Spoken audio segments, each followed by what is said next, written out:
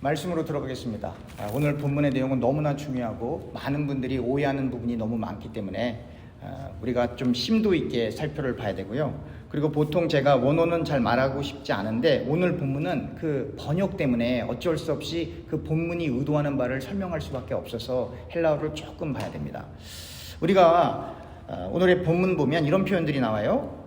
32절, 우리가 판단을 받는 것은 주께 징계를 받는 것이니 이는 우리로 세상과 함께 정죄함을 받지 않게 하려 하심이라. 이런 표현이 나와요. 그런데 보면 우리가 판단을 받는 것은, 그러니까 모든 사람은 다 판단을 받아요. 하나님이 판단하셔요. 모든 사람은 예수님을 믿던 믿지 않던 하나님이 모든 사람을 판단하세요.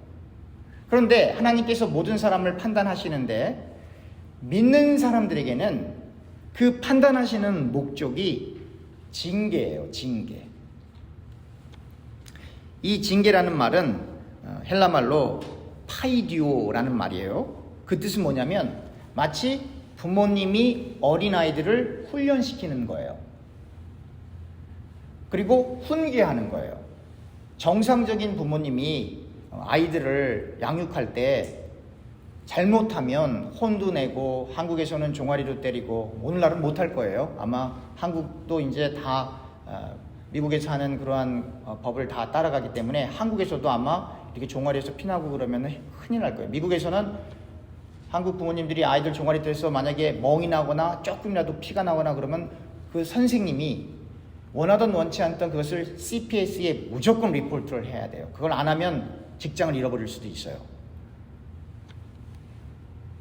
그래서 이제 그렇게 되면 이제 당국에서 나오죠. 나왔을 때 막 집안이 어지럽거나 막 이렇게 안 좋거나 환경이 안 좋으면 아이를 뺏어가는 일도 있고 그럼 복잡해지죠. 그러나 대부분의 경우는 이게 훈계였구나, 아이에게 가르치기 위해서 그랬구나 라고 해서 넘어가는 경우도 있는데, 중요한 것은 멍이 심각하게 난다든지 피가 나거나 그러면 또 상황은 달라지게 되는 거죠. 그런데 어찌됐건 부모가 자식을 사랑해서 사랑의 매를 들 때 죽으라고 때리는 부모는 없을 거예요.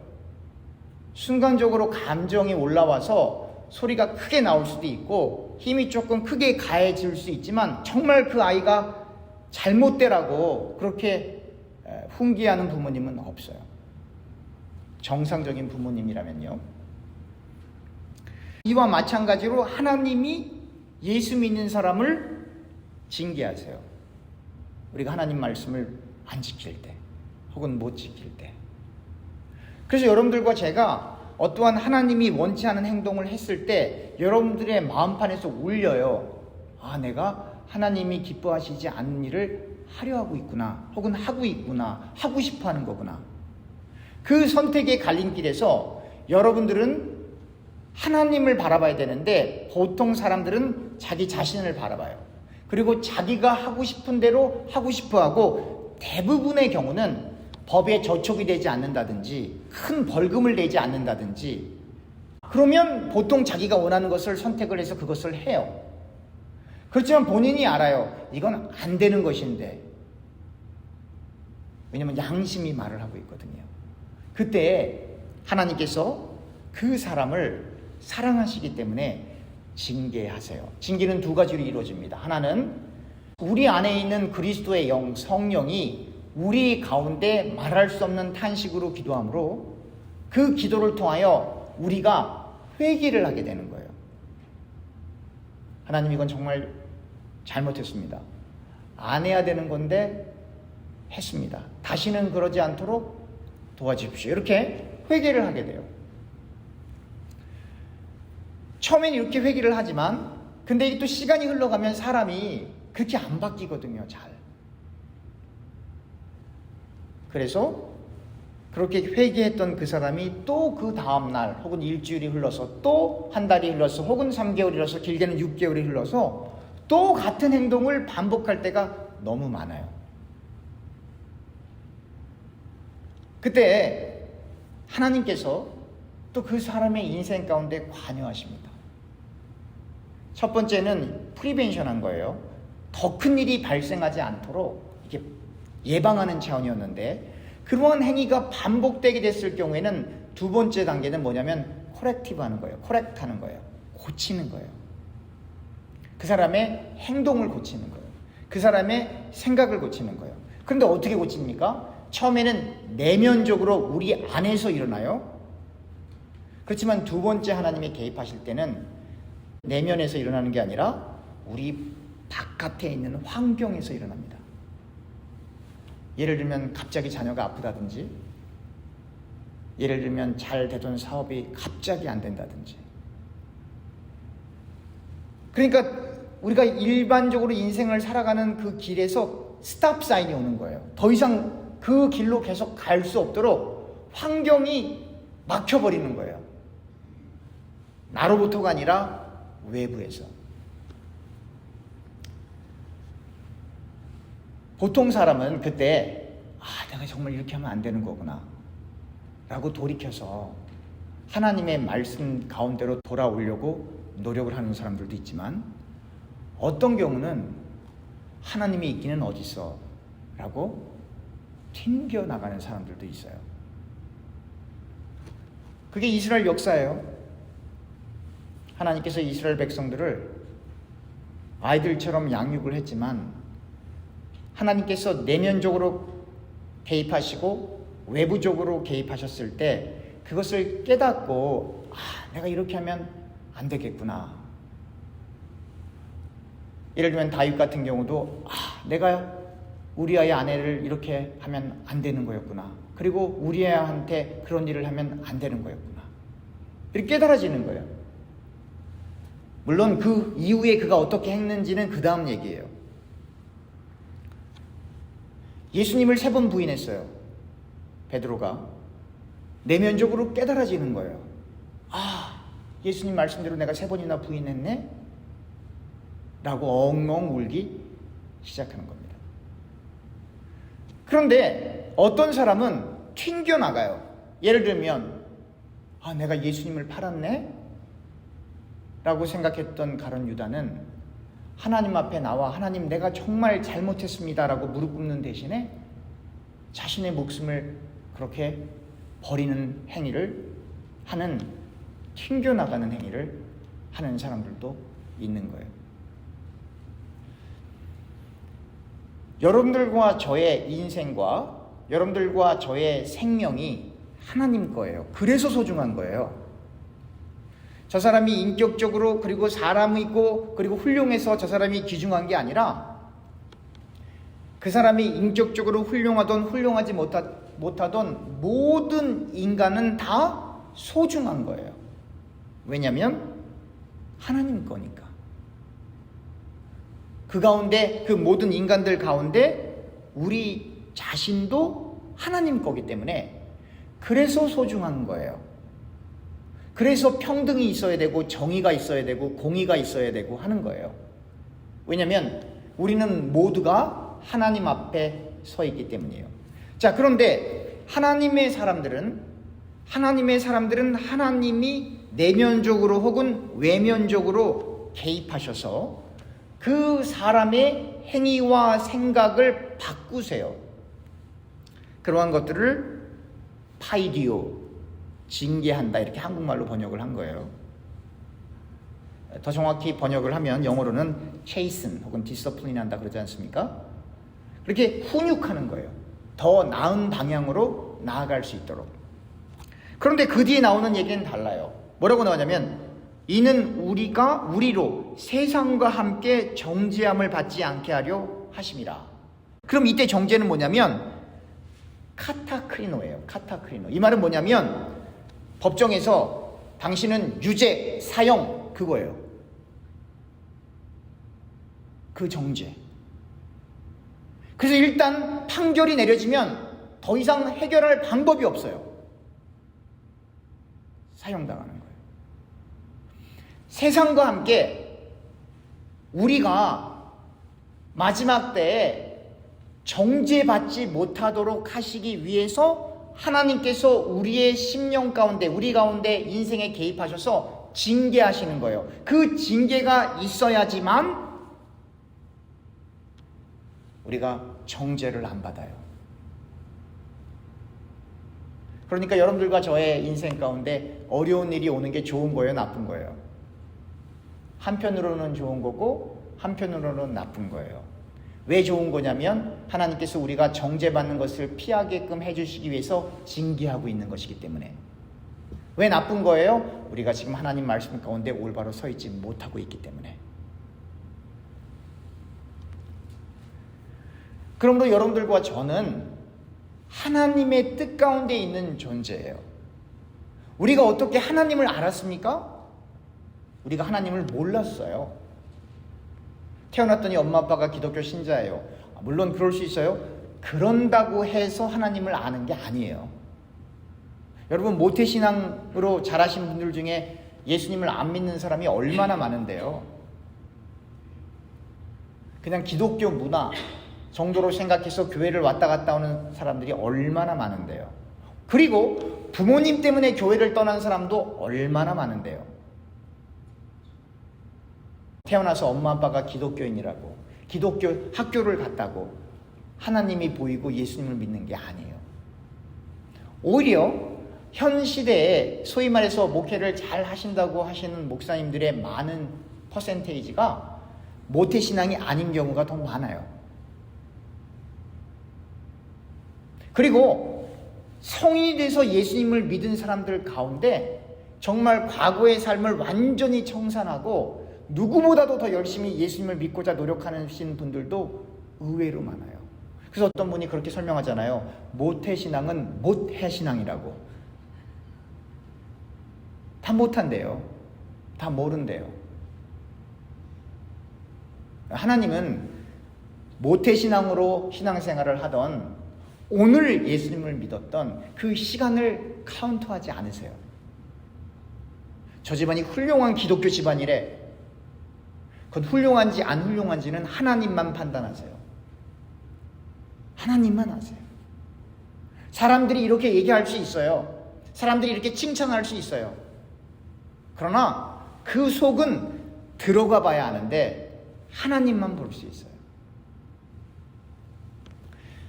이처럼 인간이 하나님을 찾아간 게 아니고 하나님이 인간을 찾아오셨어요. 인간이 어떠한 행동을 했기 때문에 그 사람이 하나님의 자녀가 된 것이 아니라 하나님이 찾아오셨기 때문에 그 사람이 하나님의 자녀가 된 거예요. 우리가 어제 말씀을 나눴던 것처럼 예수님의 제자들이 안식일을 범하고 그 밀밭에서 이삭을 따다가 손으로 이렇게 비벼서 먹는 일이 있지 않습니까? 일반 사람들이 그랬으면 돌 던졌을 거예요. 율법을 어기는 거니까. 근데 그 자리에 누가 있었어요? 예수님이 있었어요. 안식일의 주인이신 예수님이 그 자리에 있기 때문에 그들의 행위가 비판받지 않는 거예요. 비판하는 사람들도 있지만 그러나 다윗이 함께했던 사람들이 배가 고팠을 때 성전에 들어가서 전설병을 먹은 그 예를 예수님께서 말씀하시면서 그거 죄 아니야 라고 정확하게 말씀하시는 그분이 계시기 때문에 그들이 그 비판을 그 정죄를 피할 수가 있었던 것처럼 그들이 똑똑해서가 아니라 그들이 자격이 되어서가 아니라 그 제자들 가운데 예수님이 함께 하시기 때문에 율법이 적용이 안 되는 거예요. 이와 마찬가지예요. 여러분들과 제가 하나님으로부터 정말 성경대로 구약 시절이라면 여러분들과 저는 벼락을 맞아 죽어야 될지도 몰라요. 사실은. 그런데 그리스도의 영이 우리의 심령 가운데 있기 때문에 우리가 일상을 살아가면서 하나님의 말씀을 지키지 못할 때가 많이 있지만 주님께서 우리를 위해 중보하시고 성령이 말할 수 없는 탄식으로 우리를 위해 기도하시고 우리 속에 뭐가 들어있는지 다 알고 계시지만 주의 보혈 때문에 하나님이 그냥 두는 거예요. 그걸 은혜라고 하는 거예요.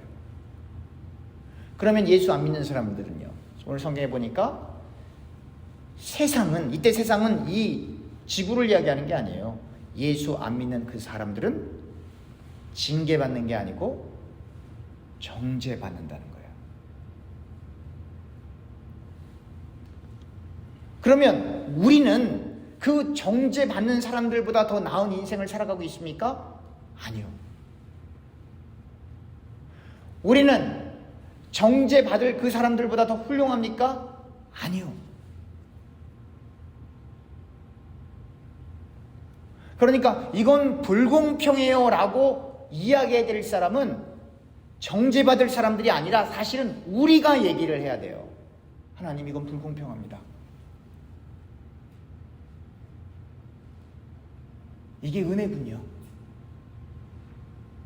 그걸 우리가 깨달아야 되는 거예요. 우리 구약 성경에 선민이라는 표현들 많이 나오잖아요. 선민, 하나님이 선택한 백성이에요. 인간이 하나님을 선택한 게 아니고 하나님이 하나님의 사람들을 선택하신 거예요. 그런데 사람이 어떤 사람을 선택해서 같이 일을 하거나 어떤 사람을 만나고 싶을 때 보통 사람들은 나에게 유익이 될 만한 사람, 혹은 나를 위해서 일을 잘할 사람, 혹은 내가 그 사람을 만났을 때 내가 기분이 좋을 사람, 그런 사람들을 선택해요. 근데 하나님께서 선택하실 때는 그러한 이유가 들어있지 않아요. 그냥 선택하세요. 이걸 더 어떻게 쉽게 설명하려면, 여러분들도 자녀들이 있잖아요. 여러분들이 아이를 가졌을 때, 자녀가 나올 때 어떤 아이가 태어났으면 좋겠다라고 생각할 수는 있지만 선택할 수는 없어요. 그리고 일단 나오면 그 아이가 좋던 안 좋던 그것과 상관없이 무조건 사랑스러운 거예요. 정상적인 부모라면 그냥 무조건. 물론 힘들지만. 우리 제 아들도 저기 앉아있지만 저랑 사는 거 쉽지 않습니다, 여러분. 제가 아빠고 제 아들로 인생을 살아가는 게 쉬운 일 아니에요. 여러분들은 어떻습니까? 여러분들과 여러분들의 자녀들이 저렇게 어렸을 때 인생을 살아갔을 때 여러분들의 자녀들은 쉬웠나요? 쉽지 않아요. 부모님이 사랑으로 대해주시면 기대감이 있기 때문에 그 부모님의 기대를 이렇게 실망시키지 않기 위해서 더 열심히, 더 긴장합니다. 또 부모님이 이렇게 괄괄하시고 거치시면 또 그것을 피하기 위해서 또 긴장합니다. 그러니까 어느 자녀도 쉬운 부모를 만나는 일이 없어요. 그 이유는 왜냐하면 사랑 때문에 그래요. 왜냐하면 너무너무 사랑하니까 나쁜 길로 가는 길, 안 되는 일을 그냥 넘어갈 수가 없어요. 다른 자녀라면 넘어갈 수 있지만 내 아들, 내 딸이면 그게 넘어가지지가 않는 거예요. 하나님도 마찬가지세요. 하나님이 우리를 보실 때 우리가 넘어가지지가 않아요. 그래서 우리의 심령 속에 은혜를 주시기도 하시지만 때로는 우리의 인생 전체를 통째로 흔들기도 하세요. 가장 무서운 건 하나님이 우리의 몸을 이렇게 들어서 막 흔드는 게 무서운 것 같지만 그게 아니라 우리는 여기 가만히 있는데 이 건물 전체를 하나님이 들었다 놓으시는 게 더 무서운 거거든요. 왜 그러실까요? 사랑하기 때문에.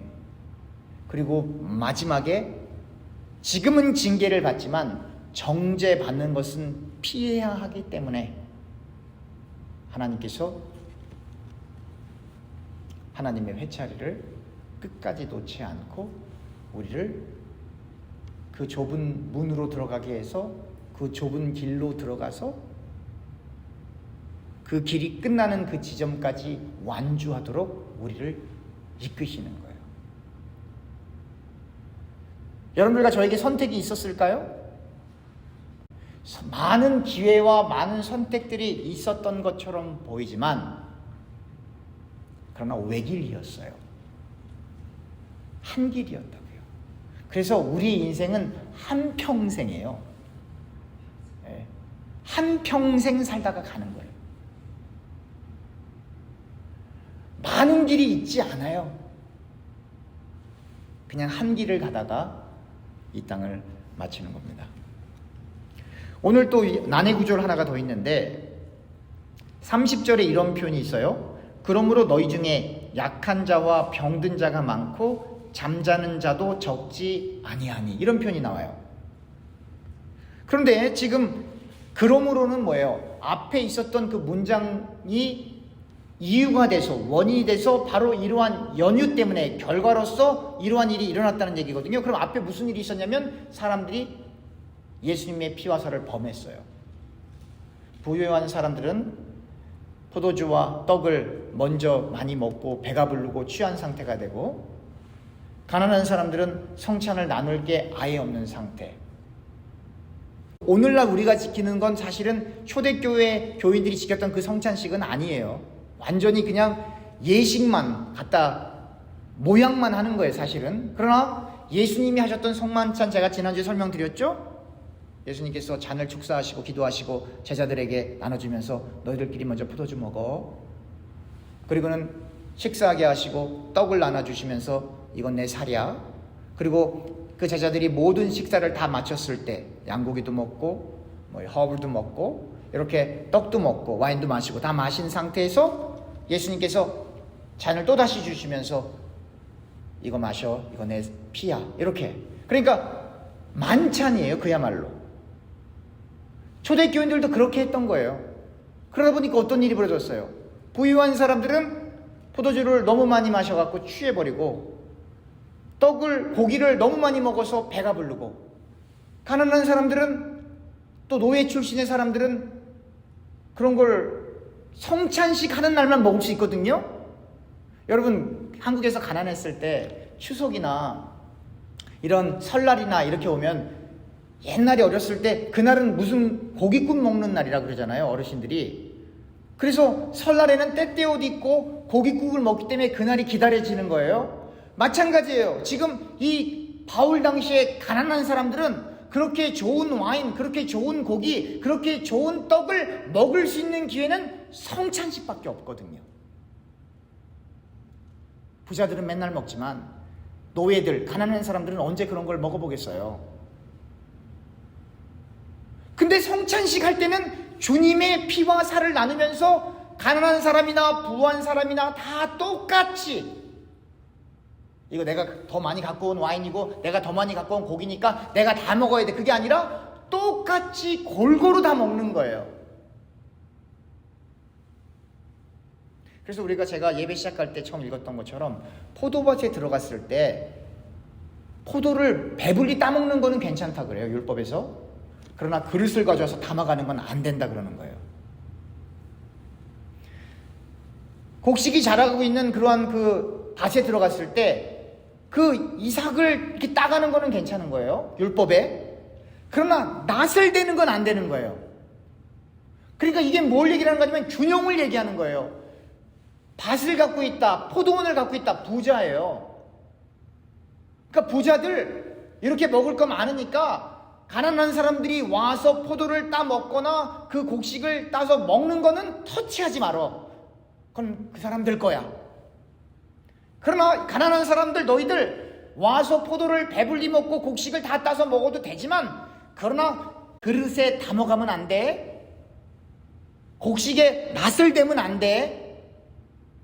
라고 이렇게 균형 있는 말씀을 이렇게 성경이 해주고 있는 거예요. 여러분, 가난한 사람들이 얼마나 성찬식이 기다려졌겠어요.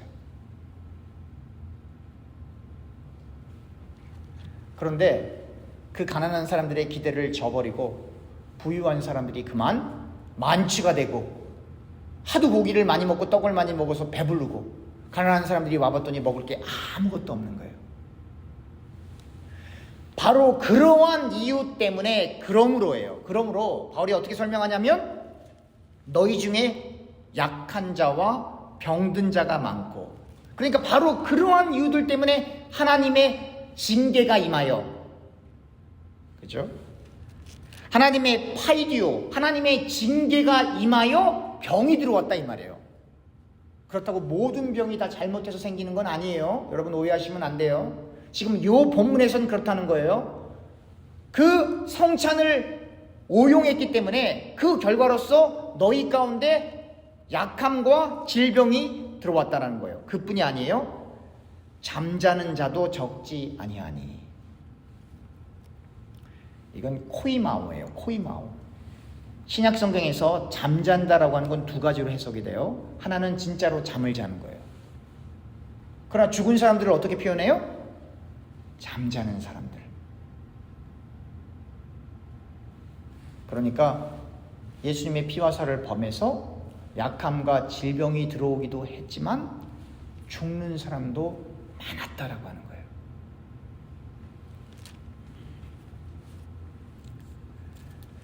여러분, 오늘날 그리고 초대교회에도